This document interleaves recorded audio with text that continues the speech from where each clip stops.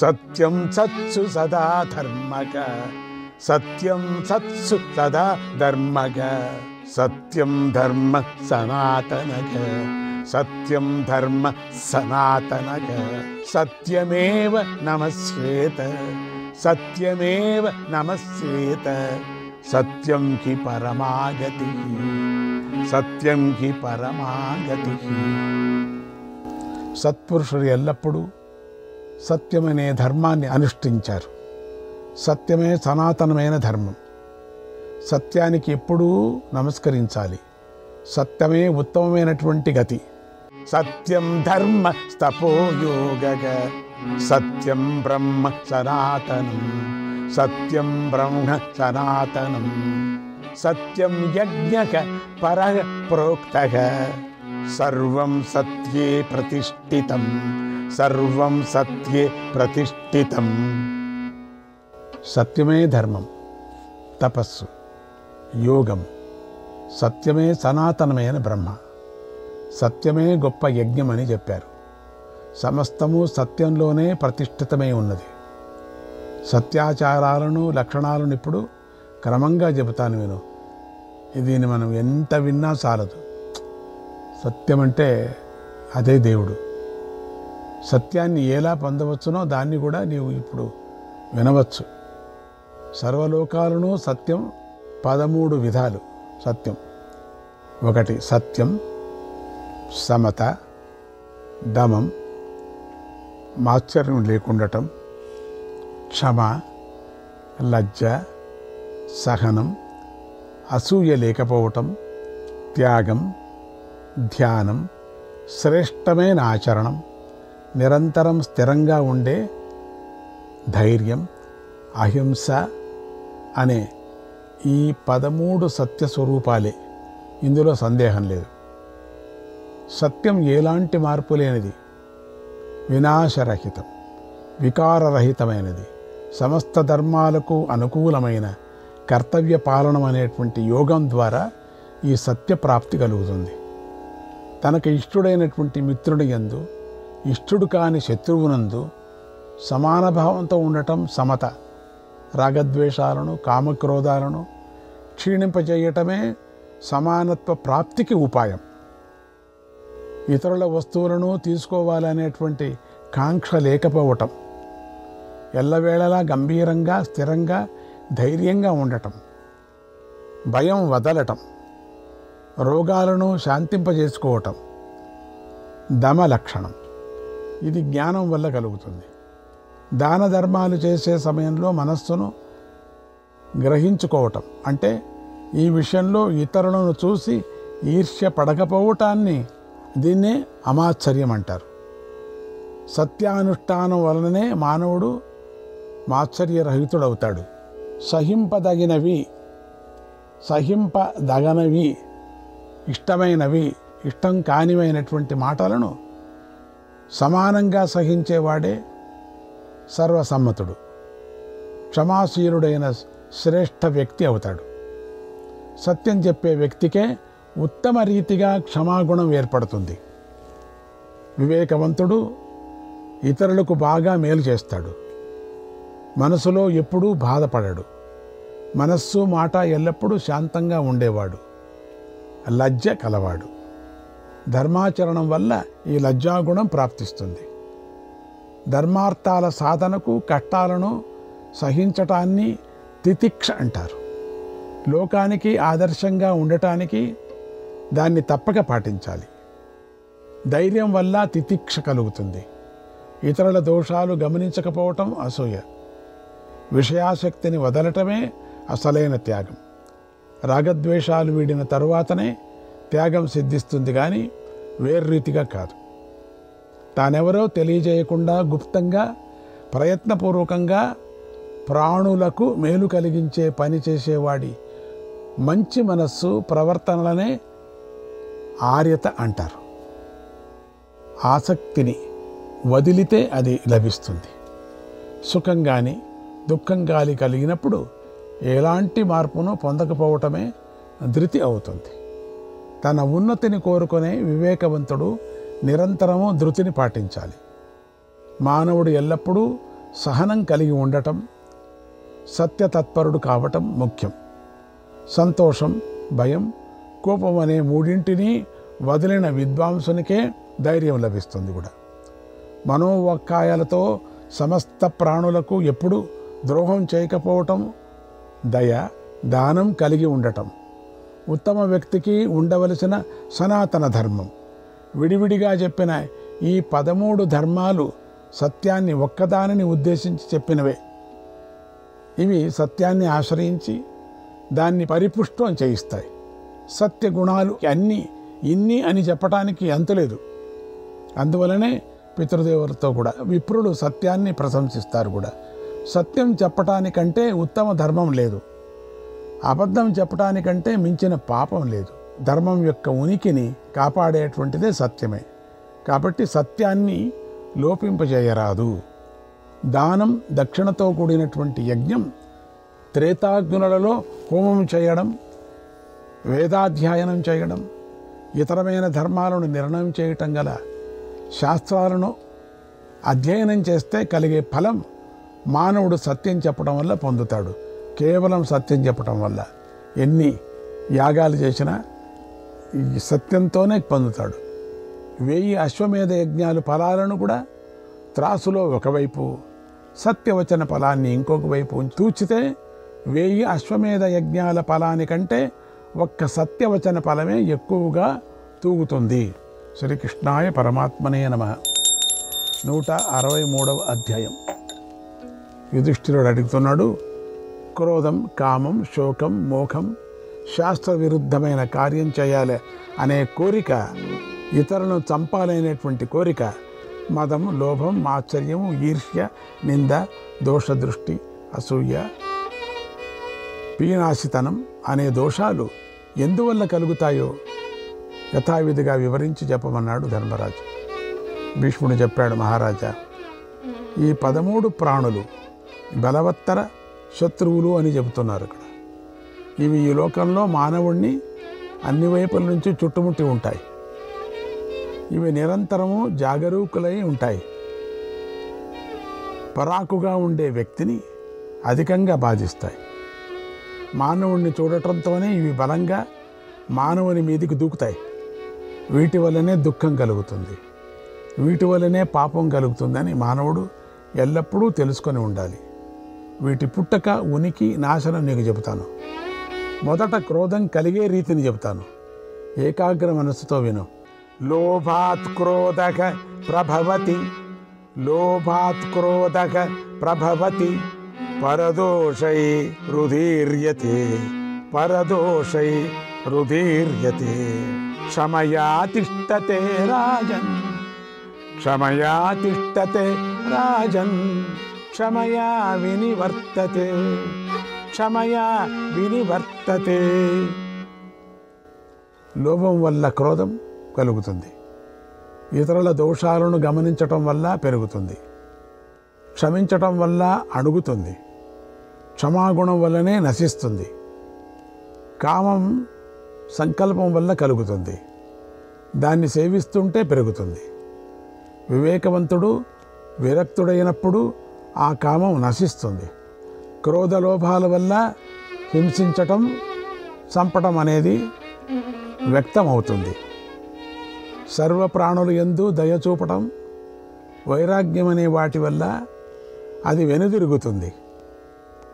ఇతరుల దోషాలు చూడటం వల్ల అది కలుగుతుంది. వివేకవంతులకు తత్వజ్ఞానం వలన నశిస్తుంది. ఈ పేర చాలా అద్భుతంగా ఉంది. ఇది నాకు చాలా ఇష్టమైంది. ఇది ఇంతవరకు మీరు వినింది కదా. ఆ శ్లోకము, దాని అర్థము రాసి పెట్టుకోవాలి. దిన్నము రాసి పెట్టుకొని మీరు తలుపుకు వేసుకొని దిన్నము పడుకునేటప్పుడు ఆ తలుపును చూస్తూ పడుకోండి. అంటే చదవండి, తలుపును చూస్తూ కాదు. మళ్ళీ అజ్ఞాన ప్రభవో మోహ, అజ్ఞాన ప్రభవో మోహక, పాపాభ్యాసాత్ ప్రవర్తతే, పాపాభ్యాసాత్ ప్రవర్తతే. యదా ప్రాజ్ఞేషు రమతే, యదా ప్రాజ్ఞేషు రమతే, తదా సద్యః ప్రణశ్యతి, తదా సద్యక ప్రణశ్యతి.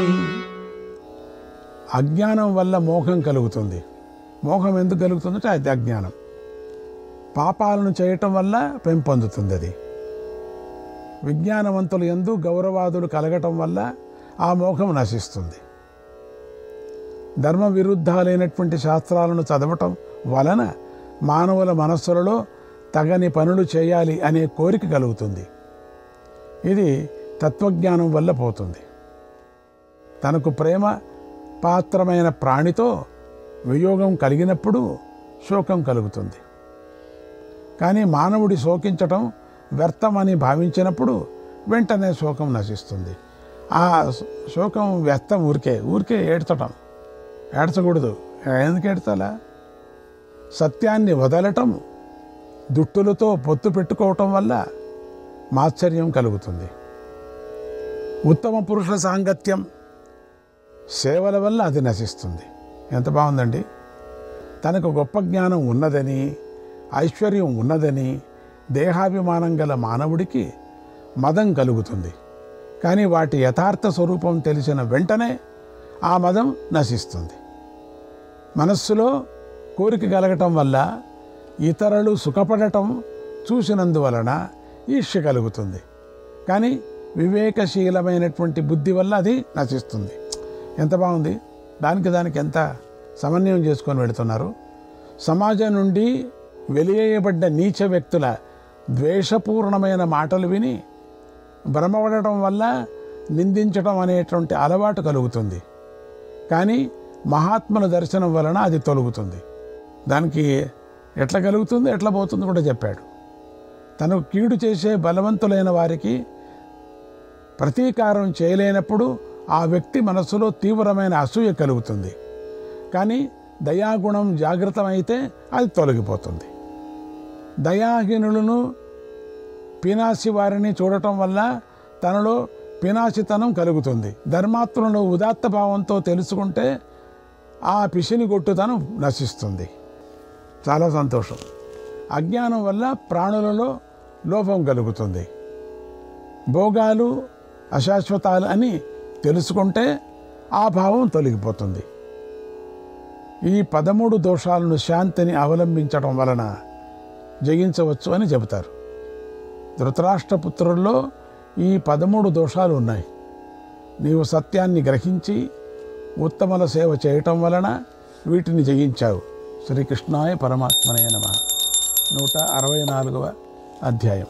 యుధిష్ఠిరుడు చెప్తున్నాడు, ఎల్లప్పుడూ మహాత్ముల దర్శన సేవల వలన మృదువుగా ఎలా వ్యవహరించాలో తెలుసుకున్నాను. కానీ క్రూరులను వారి పనులను నేను సరిగా తెలుసుకోలేదు. మానవులు దారిలో కనపడిన ముళ్లను, బావులను, అగ్నిని వదిలినట్లు క్రూర కర్మలు చేసేవారని జనుడు వదిలేస్తారు.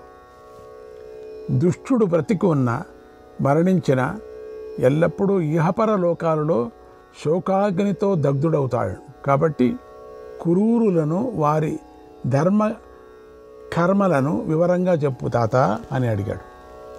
భీష్ముడు చెప్తున్నాడు, మనసులో నింద్యమైన కోరికలు ఉండటం, హింసాప్రధానమైన నింద్య కర్మలను చేయటం, ఇతరులను నిందించటం, ఇతరులచే నిందితుడు కావటం, విధి తనను మోసగించినదని అనుకోవటం, పాప ప్రవృత్తుడు కావటం, తాను చేసిన దానాలను మాటిమాటికి చెప్పుకోవటం, విషమభావంతో నిండి ఉండటం, నీచ కార్యాలు చేయటం, ఇతరుల బ్రతుకు తెరువులను భగ్నం చేయటం, భోగ్య వస్తువులను ఇతరులకు ఇవ్వకుండా తానే అనుభవించటం, అందరినీ సందేహించటం, కాకిలాగా వంచనాశీల కలిగి ఉండటం, తన వారిని మాత్రమే ప్రశంసించటం, బ్రహ్మచర్యాది ఆశ్రమద్వేషం, వర్ణ సాంకర్యాన్ని వ్యాపింపజేయటం, కేవలం హింస చేయటానికే తిరగటం, గుణాలను కూడా అవగుణాలుగా భావించటం, అధికంగా అబద్ధాలు చెప్పటం, ఔదార్య శూన్యత, మహత్తర లోభము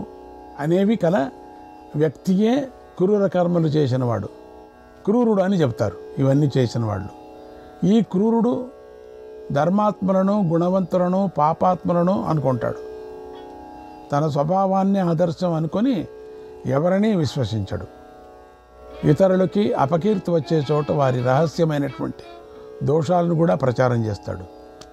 తన తప్పులు ఇతరుల తప్పులను సమానమైన తన బ్రతుకు తెరువు కోసం ఇతరులనే సర్వనాశనం చేస్తాడు. తనకు ఉపకారం చేసిన వాడిని తన వలలో పడినట్లు భావిస్తాడు. ఉపకారానికి అవసరమైనప్పుడు డబ్బు ఇచ్చి కూడా ఎందుకు ఇచ్చానా అని బాధపడతాడు. ఇతరులు చూస్తుండగా ఉత్తమమైన భక్ష్య పేయ లేఖ్యాదులను ఇంకా ఇతరమైన భోజ్య పదార్థాలను తానొక్కడే తింటుంటే వాడిని క్రూరుడు దుష్టుడు అనవచ్చు. మొదట ఉత్తమ భక్ష్యాదులను విప్రులకిచ్చి తర్వాత మిత్రులతో కూడా కలిసి స్వీకరించేవాడు ఈ లోకంలో అనేక సుఖాలను అనుభవించి మరణానంతరం స్వర్గానికి వెళ్తాడు. ఓ ధర్మరాజా, నృశంసుడి ప్రవర్తనాదులను వివరించి చెప్పాను. తెలిసిన వ్యక్తి ఇలాంటి వారిని ఎల్లప్పుడూ దూరంగా ఉంచాలి. శ్రీకృష్ణాయ పరమాత్మనే నమః. 165వ అధ్యాయం. భీష్మ పితామహుడు ముందు బోధించుకొని వెళుతున్నాడు యుధిష్ఠిరుడికి. అంటే మనందరికీ కూడా ఎవరైనా ఒక బ్రాహ్మణుడు ఆహారం లభించక 3 రోజులు ఉపవాసం చేస్తే అలాంటి స్థితిలో ఏ వ్యక్తి ఇంటి నుంచినైనా తనకు ఒకరోజు భోజనానికి సరిపోయే ఆహారం తీసుకోవచ్చు. అది 2వ రోజుకు మిగలకూడదు. అంటే అప్పటికప్పుడే తీసుకోవాలంతే ఆహారం, ప్రాణరక్షణ కోసం అంతే. పొలం నుంచి కానీ తోట నుంచి కానీ ఎక్కడైనా ఆహారం దొరికితే దాన్ని అక్కడి నుంచి తెచ్చుకోవాలి. తర్వాత రాజు అడిగినా అడగకపోయినా ఆయన వద్దకు వెళ్ళి తాను చేసిన పని చెప్పాలి. ఆ సమయంలో ధర్మజ్ఞుడైన రాజు ధర్మానుసారం ఆయనను దండించకూడదు. అంటే ఒకవేళ ఆహారం దొరకకపోతే 3 రోజులు కూడా తోట నుంచి కానీ పొలం నుంచి కానీ ఆహారం దొంగిలించుకొని తెచ్చుకోవచ్చు. 1 రోజుకు మాత్రమే అది. అట్లా చేసి నేను దొంగతనం చేశానని చెప్పితే రాజు దండించకూడదు. రాజు తెలివి తక్కువతనం వల్లనే విప్రుడు ఆకలి బాధ పడవలసి వచ్చింది కదా అని ఇక్కడ చెప్పడం. రాజు ఆ విప్రుడి శాస్త్రజ్ఞానం స్వభావం తెలుసుకొని ఆయనకు తగిన బ్రతుకు తెరువును కూడా చూపించాలి. కనీసం అన్నం పెట్టాలి. తండ్రి తన ఔరస పుత్రుడిని రక్షించినట్లు రాజు ఆ బ్రాహ్మణుని రక్షించాలి. ప్రతి సంవత్సరం చేయవలసిన యజ్ఞాలను చేయలేకపోతే వాటికి బదులుగా ప్రతిదినం వైశ్వానరేష్టిని సమర్పించాలి. ముఖ్య కర్మ చేయవలసిన చోట అముఖ్య కర్మ చేయటాన్ని అనుకల్పం అంటారు. అనుకల్పం కూడా పరమధర్మమే అని ధర్మజ్ఞులు అంటారు.